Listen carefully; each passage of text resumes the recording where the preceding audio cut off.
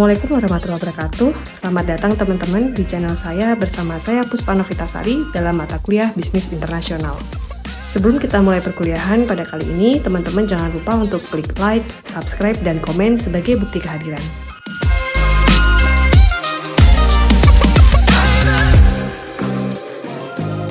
Pertemuan kali ini kita akan membahas rekrutmen karyawan dan seleksi karyawan, serta contoh-contoh pertanyaan dan seleksi karyawan.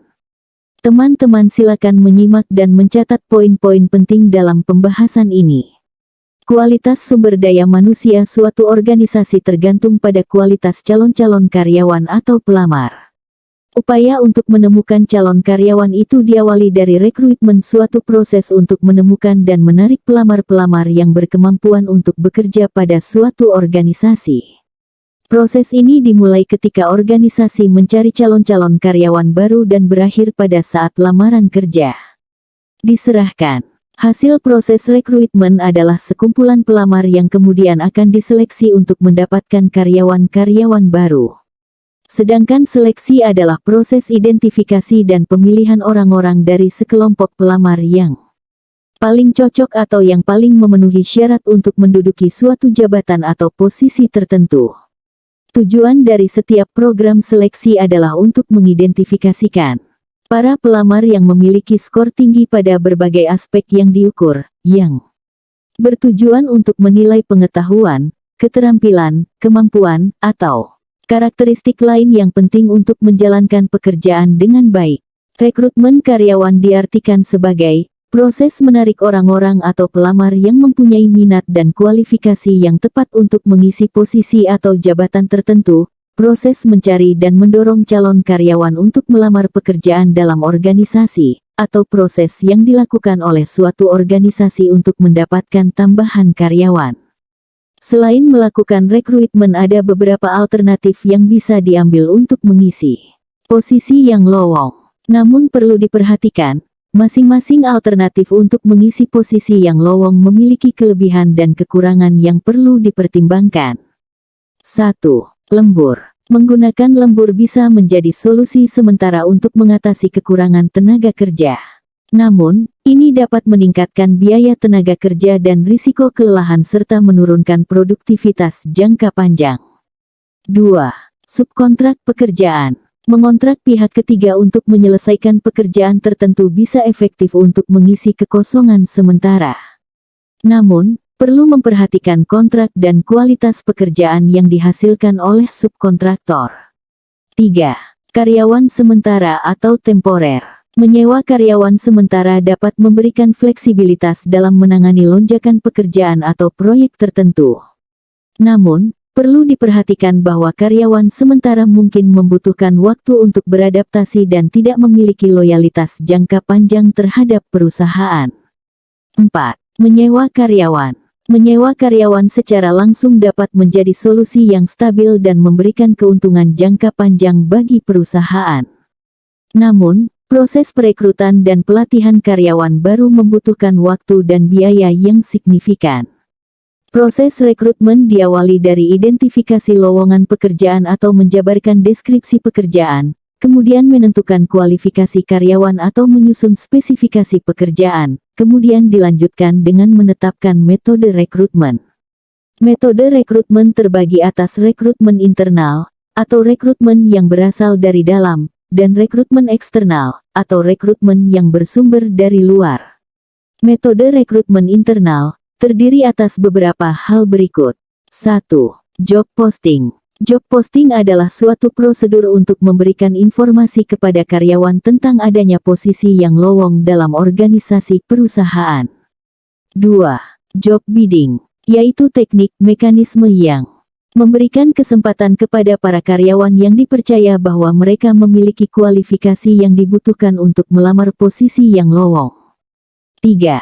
Rencana suksesi. Rencana suksesi adalah strategi yang dirancang oleh perusahaan untuk memastikan adanya karyawan yang siap mengambil alih posisi kunci dalam organisasi jika terjadi kepergian atau pensiun dari karyawan yang menduduki posisi tersebut.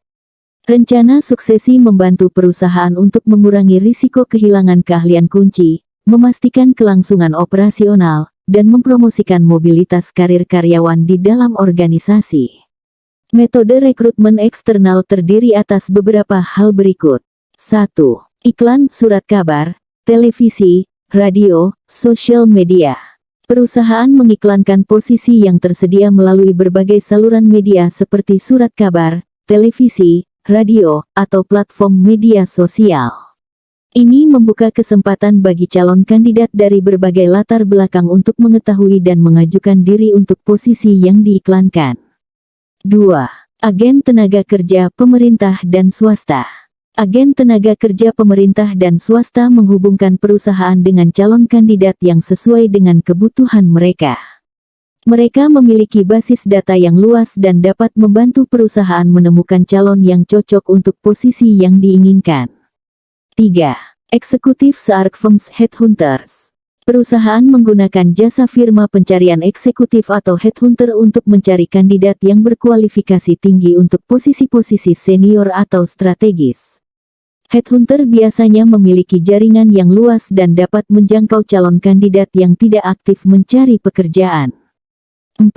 Hubungan dengan perguruan tinggi. Perusahaan menjalin hubungan dengan perguruan tinggi atau universitas untuk mengidentifikasi dan merekrut calon lulusan baru atau tenaga kerja muda yang berpotensi. Ini dapat dilakukan melalui program magang, rekrutmen kampus, atau kolaborasi proyek dengan fakultas dan mahasiswa. 5. Magang. Perusahaan menyediakan kesempatan magang bagi mahasiswa atau fresh graduate untuk mendapatkan pengalaman kerja praktis dan membangun keterampilan. Magang dapat menjadi jalur untuk merekrut karyawan yang telah teruji dalam lingkungan kerja perusahaan. 6. Asosiasi profesional. Perusahaan dapat bergabung dengan asosiasi profesional terkait industri mereka untuk memperluas jaringan dan mendapatkan akses ke calon kandidat yang memiliki spesialisasi dalam bidang tertentu. Asosiasi profesional juga dapat menjadi sumber informasi tentang tren industri dan praktik terbaik dalam rekrutmen. 7. Departing employee. Perusahaan memberikan kesempatan kepada karyawan yang akan meninggalkan perusahaan untuk merekomendasikan atau mengajukan seseorang yang cocok untuk menggantikan posisinya. Ini membantu perusahaan memanfaatkan jaringan karyawan yang sudah ada dan mempertahankan pengetahuan dan keahlian yang ada dalam organisasi. 8. Lamaran tak diminta. Kadang-kadang, perusahaan menerima lamaran dari calon kandidat yang secara proaktif mengirimkan CV mereka meskipun tidak ada posisi yang diiklankan. Ini memberi kesempatan kepada perusahaan untuk meninjau bakat yang ada dan mempertimbangkan mereka untuk posisi yang mungkin terbuka di masa depan. Setiap metode memiliki keunggulan dan kelemahan tersendiri, dan pemilihan metode yang tepat tergantung pada kebutuhan dan strategi rekrutmen perusahaan. Rekrutmen internal memiliki keuntungan, diantaranya 1. Lebih murah karena tidak perlu iklan. 2. Memiliki pengetahuan yang baik tentang perusahaan. 3. Proses lebih cepat. 4. Lebih mudah dalam menilai karyawan karena sudah tersedia data nilai karyawan. 5. Transisi karyawan akan berjalan lebih mulus. Namun rekrutmen internal memiliki kerugian diantaranya. 1. Perolehan kandidat hanya terbatas dari dalam perusahaan. 2. Miskin akan ide, gagasan baru. 3. Dapat menyebabkan kecemburuan antar karyawan. 4. Karyawan sudah biasa melakukan pelanggaran. 5. Meninggalkan berbagai rekam jejak keburukan. Sedangkan rekrutmen eksternal memiliki keuntungan, diantaranya 1. Memperoleh keahlian dan pengalaman yang lebih luas. 2. Membawa berbagai ide, gagasan baru ke dalam perusahaan. 3. Memperoleh lebih banyak kandidat. Namun rekrutmen eksternal juga memiliki kerugian, diantaranya 1. Lebih mahal karena menggunakan iklan. 2. Memakan waktu proses yang lebih lama. 3. Belum memiliki pengetahuan terhadap perusahaan. Berikut merupakan contoh iklan lowongan kerja yang diposting melalui akun media sosial otoritas jasa keuangan. Berikutnya kita akan membahas seleksi karyawan. Seleksi adalah proses identifikasi dan pemilihan orang-orang dari sekelompok pelamar yang paling cocok atau yang paling memenuhi syarat untuk menduduki suatu jabatan atau posisi tertentu. Menurut Mondi, 2010 tujuan dari setiap program seleksi adalah untuk mengidentifikasikan para pelamar yang memiliki skor tinggi pada berbagai aspek yang diukur, yang bertujuan untuk menilai pengetahuan, keterampilan, kemampuan, atau karakteristik lain yang penting untuk menjalankan suatu pekerjaan dengan baik. Di dalam proses seleksi dikenal dua sistem atau filosofi, yaitu sistem gugur atau successive hurdles, dan sistem compensatory atau compensatory approach. Pada sistem successive hurdles, seorang peserta mengikuti tahap seleksi satu demi satu secara bertahap. Jika tidak lulus pada satu tahap, maka peserta dinyatakan gugur dan tidak dapat mengikuti tahap seleksi berikutnya.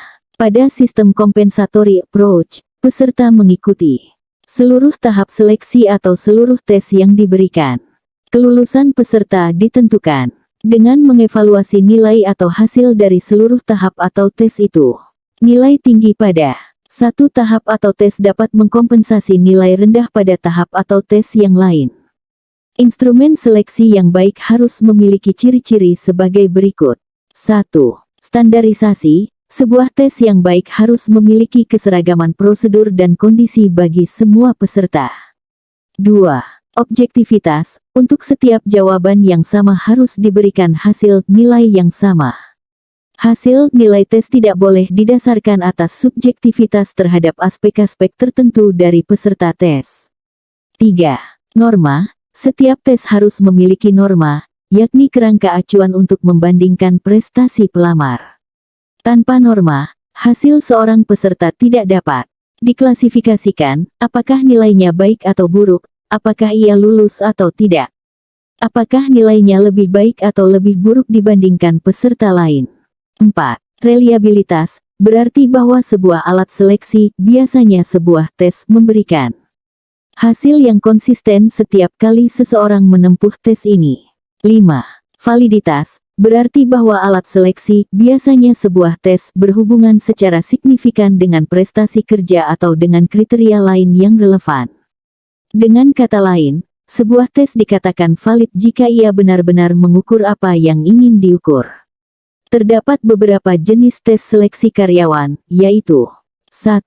Tes bakat kognitif. Cognitive aptitude test. Jenis tes ini mengukur kemampuan kognitif seseorang, seperti pemecahan masalah, kemampuan verbal, kemampuan numerik, dan kemampuan spasial. 2. Tes kemampuan psikomotor. Tes ini mengukur kemampuan fisik dan motorik seseorang, seperti kecepatan, koordinasi, dan ketepatan gerakan. 3. Tes pengetahuan tentang pekerjaan, mengukur pemahaman dan pengetahuan seseorang tentang bidang atau pekerjaan tertentu. 4. Tes sampel pekerjaan, memberikan tugas atau situasi terkait pekerjaan tertentu kepada calon karyawan untuk menilai kinerja dan kemampuan mereka. 5. Tes minat kejuruan, menilai minat dan preferensi seseorang terhadap jenis pekerjaan atau bidang tertentu. 6.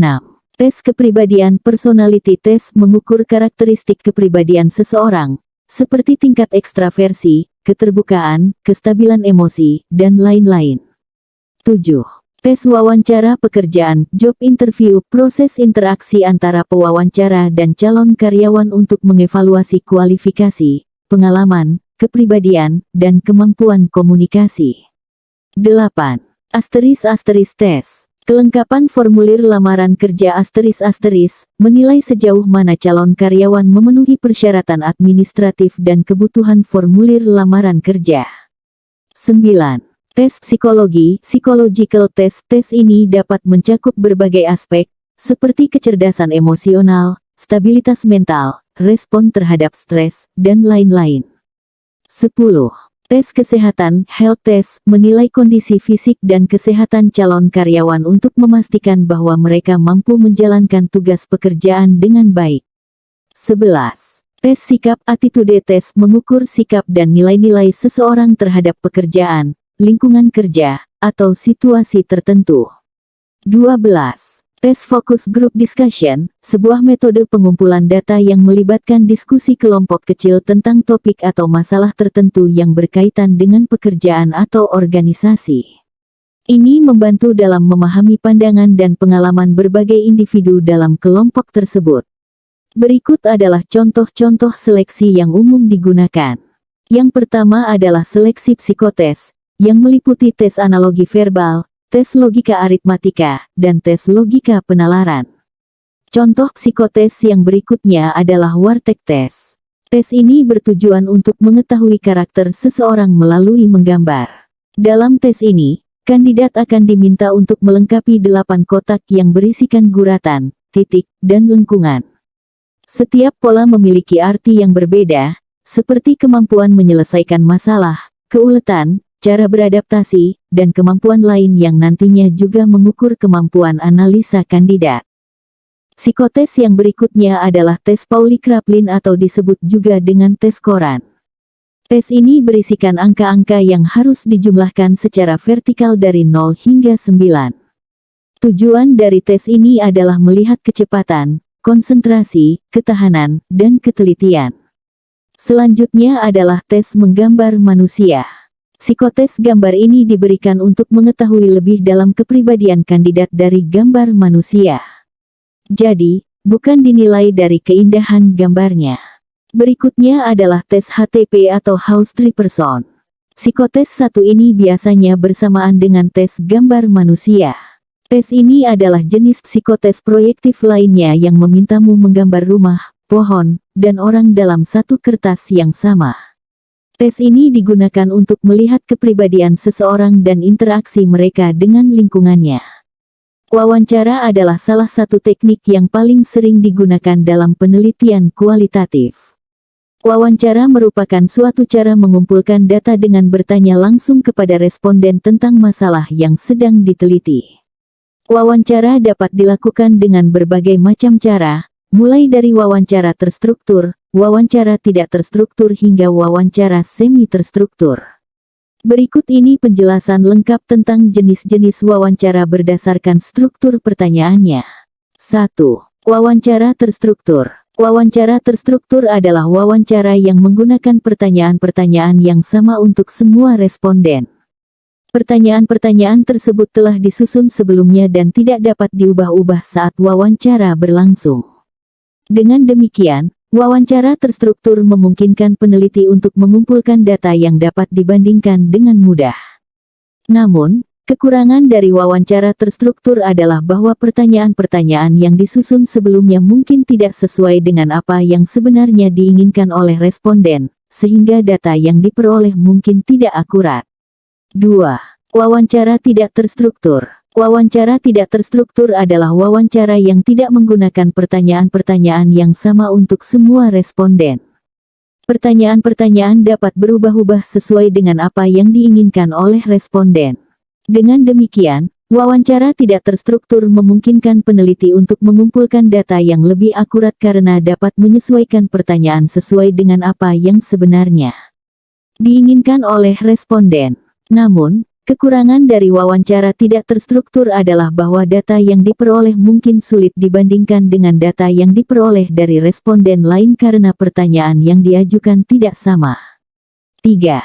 Wawancara semi-terstruktur. Selain itu, ada juga wawancara semi-terstruktur yang merupakan gabungan dari wawancara terstruktur dan tidak terstruktur. Pertanyaan-pertanyaan yang diajukan dalam wawancara semi-terstruktur telah disusun sebelumnya, namun dapat diubah-ubah sesuai dengan apa yang diinginkan oleh responden. Dengan demikian, wawancara semi-terstruktur memungkinkan peneliti untuk mengumpulkan data yang lebih akurat dan juga memudahkan dalam perbandingan data. Berikut merupakan teknik pelaksanaan wawancara. 1. Behavioral interview. Behavioral interview adalah teknik wawancara yang digunakan untuk menilai bagaimana kandidat menangani suatu situasi terkait pekerjaan tertentu dalam pekerjaan sebelumnya. Contoh pertanyaan, jelaskan kepada kami, contoh kontribusi yang Anda berikan kepada tim atau perusahaan sebelumnya. 2. Case interview. Case interview adalah teknik wawancara di mana kandidat akan dihadapkan dengan sebuah skenario bisnis untuk mengetahui bagaimana mereka dapat menyelesaikan situasi tersebut. Biasanya teknik wawancara ini digunakan menyeleksi kandidat yang melamar posisi sebagai konsultan. Contoh pertanyaan, direktur perusahaan ingin menutup salah satu pabriknya. Haruskah mereka melakukannya? 3. Stress interview. Sesuai namanya, stress interview adalah teknik wawancara untuk mengetahui bagaimana kemampuan kandidat dalam merespons stres atau kondisi di bawah tekanan. Contoh pertanyaan, Anda tidak memiliki pengalaman yang relevan dan kami hanya mempekerjakan profesional yang berpengalaman. Mengapa kita harus mempekerjakan Anda? 4. Kompetensi based interview. Kompetensi based interview digunakan untuk menilai soft skill dan kompetensi kandidat yang Anda wawancarai. Contoh pertanyaan, ceritakan kepada kami salah satu contoh pengalaman Anda di mana keterampilan komunikasi yang Anda kuasai dapat membuat perbedaan atau perubahan yang positif. 5. Group interview. Seperti namanya, group interview adalah teknik wawancara yang melibatkan beberapa kandidat untuk diwawancarai pada waktu yang sama. Grup interview memungkinkan Anda untuk dapat mewawancarai banyak kandidat pada saat yang sama sehingga menghemat banyak waktu. Contoh pertanyaan, apa keunggulan yang membedakan Anda dengan pelamar lain? Pertanyaan yang umum ditanyakan saat wawancara yaitu, ceritakan tentang diri Anda. Mengapa Anda tertarik bekerja di posisi ini? Sebutkan posisinya. Apa kelebihan dan kekurangan Anda? Apa motivasi Anda bekerja di perusahaan ini? Apa pencapaian terbesar Anda? Sebutkan skill yang Anda miliki untuk mendukung pekerjaan ini. Apa rencana Anda 5 tahun ke depan? Apa Anda siap ditempatkan di luar kota? Berapa gaji yang Anda inginkan? Dan lain-lain, kembangkan sesuai posisi maupun jabatan. Berikut merupakan pertanyaan spesifik untuk menggali aspek-aspek tertentu. 1. Aspek motivasi.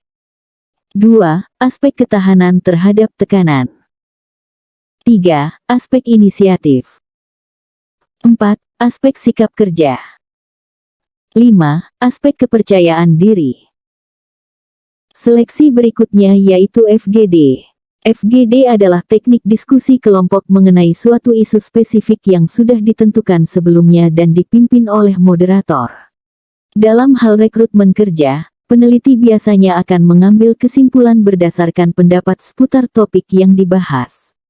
Pelaksanaan FGD sendiri dalam proses penerimaan karyawan adalah untuk melihat leadership skill peserta yang nantinya akan dinilai oleh supervisor atau HRD. Nah, demikian pembahasan pada perkuliahan kita kali ini. Semoga menambah wawasan dan pengetahuan teman-teman semua. Kita ketemu lagi di lain kesempatan. Terima kasih. Assalamualaikum warahmatullahi wabarakatuh.